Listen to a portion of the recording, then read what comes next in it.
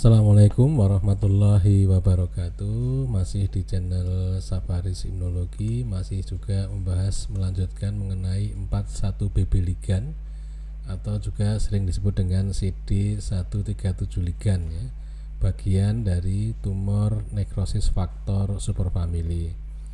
Nah, kalau kemarin kita sudah membahas mengenai 41 BB ligan hingga ke transduksi sinyalnya, baik yang forward maupun yang reverse, baik yang cis maupun yang trans.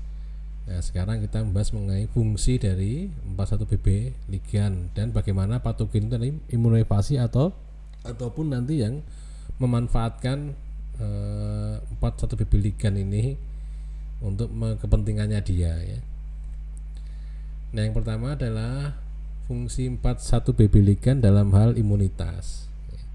Tadi kan 41 BB ligan kan berikatan dengan 41 BB ya. Nah, nanti ini kan bisa mengaktifkan jalur transduksi sinyal intrasel ya. Nah, sel itu akan menghasilkan interferon gamma misalnya.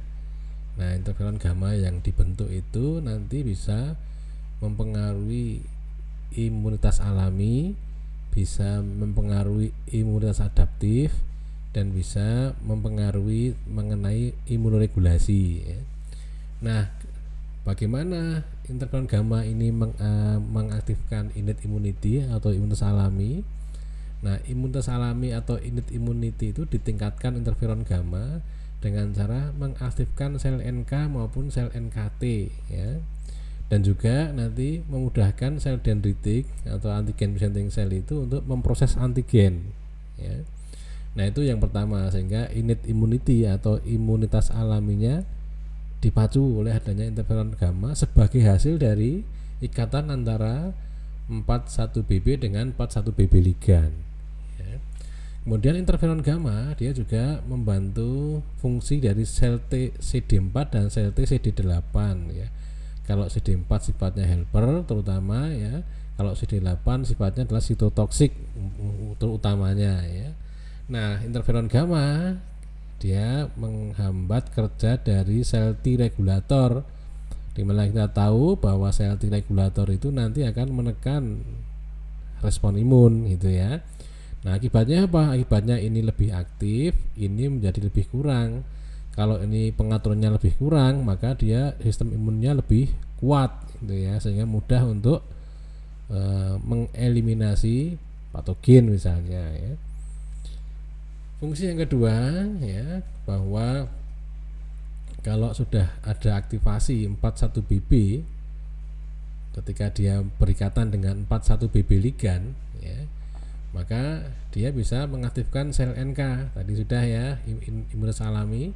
Nah, sel NK-nya bisa menghasilkan interferon gamma juga ya, dan nanti akan memicu terjadinya ADCC atau antibody dependent cell cytotoxicity ya. Nah, itu fungsi pertama ya, mengaktifkan sel NK. Kemudian mengaktifkan sel CD8 ya, tadi sudah juga kan.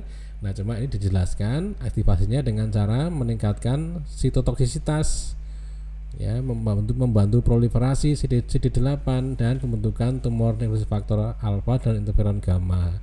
Nah, yang mau tertarik dengan tentang pembahasan mengenai interferon gamma dan TNF alfa, nah TNF alfa kita pernah bahas sampai 6 video ya. Interferon tipe 2 bisa ada sampai 2 video ya, bisa dilihat nih di video yang telah lalu.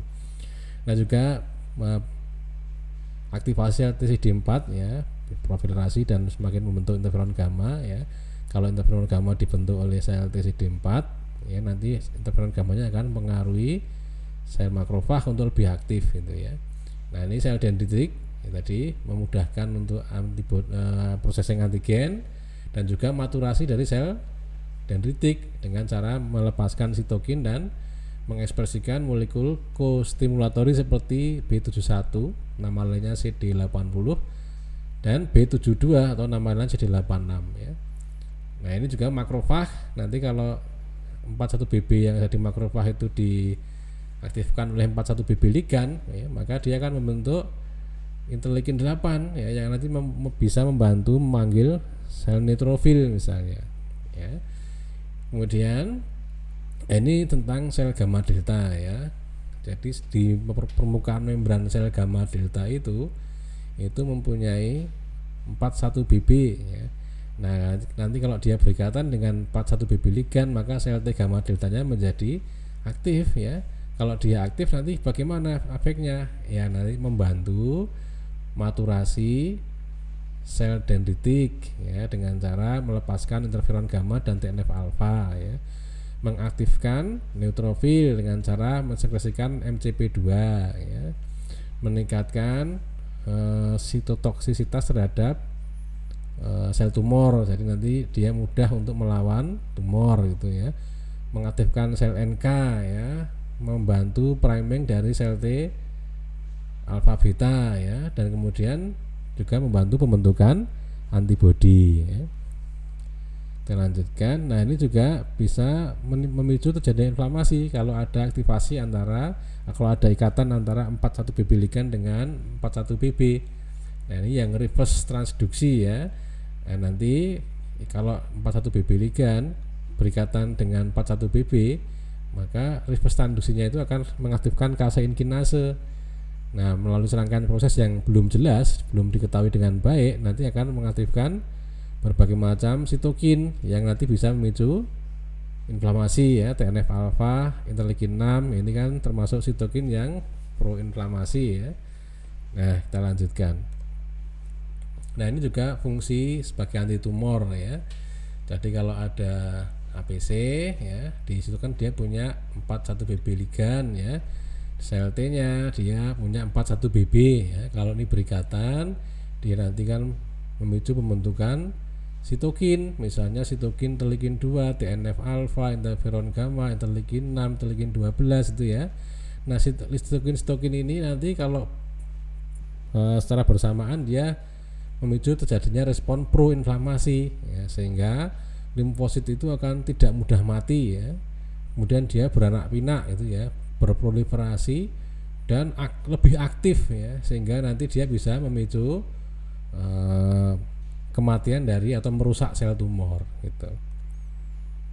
Nah, ini fungsi 41 BB ligan dalam hal imunoendokrin ya. Kalau seseorang itu kegemukan ya, maka kan dia akan merubah tipe makrofag yang ada di dalam tubuhnya itu, di adiposanya itu, dari tipe yang M2 atau antiinflamasi menjadi makrofag yang proinflamasi atau tipe M1 ya, atau classical activated macrophage atau CAM ya. Nah, makrofag nanti ini bisa menginfiltrasi masuk ke otot ya.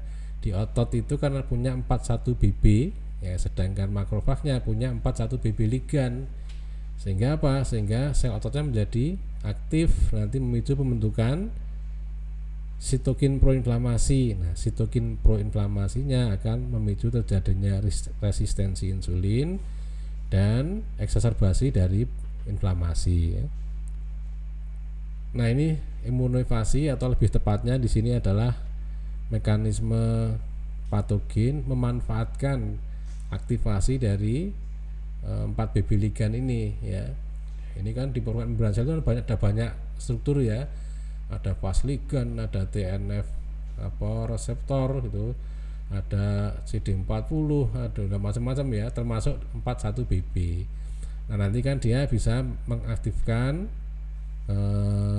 pelepasan dari NF-kB. Nah, justru nanti kalau terbentuk nuklear faktor Kb, nah nuklear faktor Kb itu bisa mengaktifkan long terminal repeat miliknya dari HIV.